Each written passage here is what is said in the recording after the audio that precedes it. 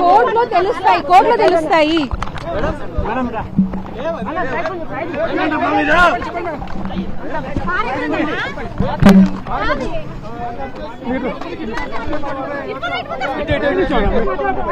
ఒక నిమిషం మాట్లాడుకోరాదని మేడం ఏం చెప్పండి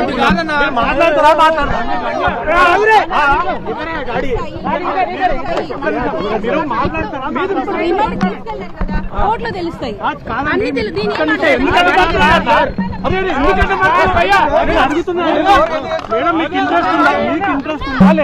కోర్టులో నిజానిజాలు తెలుస్తాయండి. మీరు అందరికీ వెయిట్ చేయండి. అడుగుతున్నారు చూసారా, కోర్టులో నిజానిజాలు తెలుస్తాయి. ఇప్పుడు 14 రోజులు రిమాండ్ విధించింది కదా. అదే అంటున్నా నేను, కోర్టులో నిజానిజాలు తెలుస్తాయి. ఇప్పుడు ఒకవేళ తప్పు చేయకపోతే రిమాండ్ విధించదు కదా. రిమాండ్ అనేది ఎవరికైనా కామన్ అండి. ఎఫ్ఐఆర్ ఫైల్ అంటే ఎవరైనా వేస్తారు. అదేమి కేసు అది నిజమైతే వేయరు.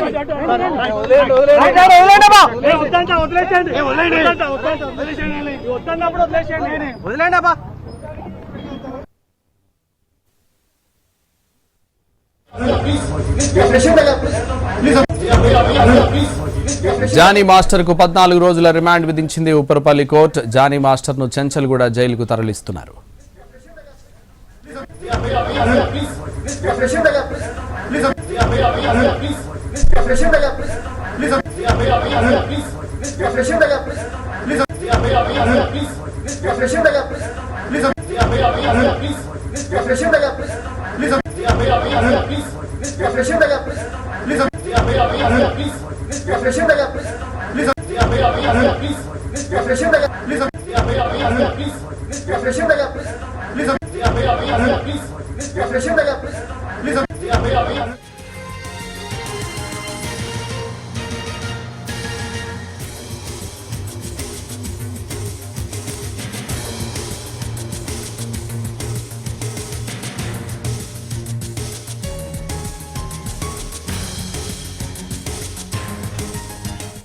జానీ మాస్టర్ కు 14 రోజుల రిమాండ్ విధించింది ఉప్పరపల్లి కోర్టు. జానీ మాస్టర్ ను చెంచల్గూడ జైలుకు తరలిస్తున్నారు. ఇదే విషయానికి సంబంధించి మరింత సమాచారం మా ప్రతినిధి రాధాకృష్ణ లైవ్ లో అందిస్తారు. రాధాకృష్ణ.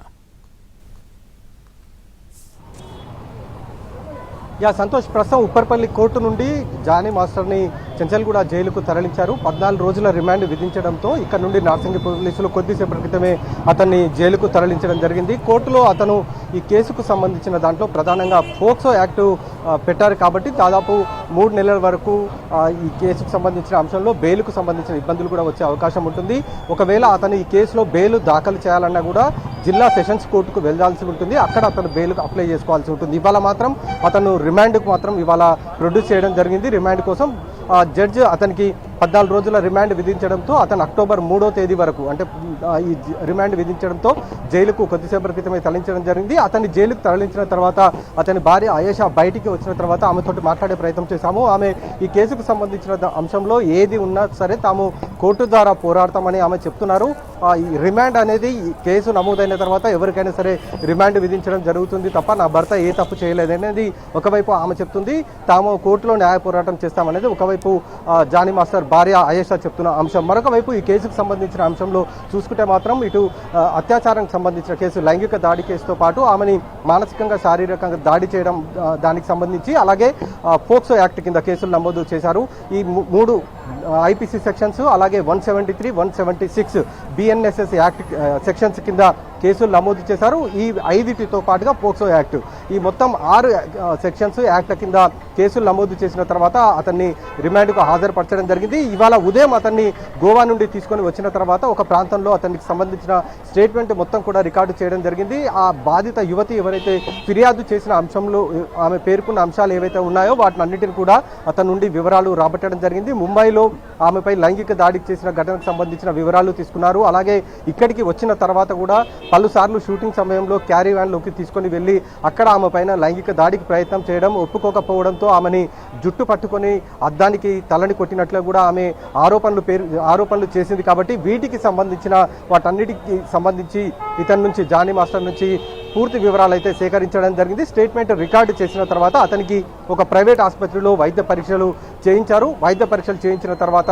ఉప్పర్పల్లి కోర్టులో ఉన్న ప్రత్యేక ఫోక్సో కోర్టులో అతన్ని హాజరుపరచడం జరిగింది. కోర్టు ఆ రిమాండ్ రిపోర్టు మొత్తం చూసిన తర్వాత అతనికి 14 రోజుల రిమాండ్ విధిస్తూ ప్రస్తుతం అయితే అతనికి జైలుకు పంపించిన పరిస్థితి అయితే చోటు చేసుకోవడం జరిగింది. మరికొద్ది సేపట్లో అతన్ని చెంచల్గూడ జైలుకు తరలించనున్నారు పోలీసులు.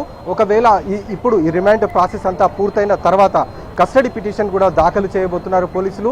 ఎందుకంటే ఈ కేసుకు సంబంధించిన అంశంలో దాదాపు పలు సెక్షన్ల కింద కేసులు నమోదయ్యాయి కాబట్టి వాటికి సంబంధించిన అన్ని వివరాలు సాక్ష్యాధారాలు సేకరించాల్సి ఉంటుంది కాబట్టి ఇతన్ని కస్టడీ కోరుతూ కస్టడీ పిటిషన్ కూడా దాఖలు చేయబోతున్నారు. కస్టడీ పిటిషన్ దాఖలు చేసిన తర్వాత అప్పుడు జానీ మాస్టర్కి సంబంధించిన అడ్వకేట్స్ ఒకవేళ బెయిల్ పిటిషన్ దాఖలు చేసుకునే అవకాశం అయితే ఉంటుంది.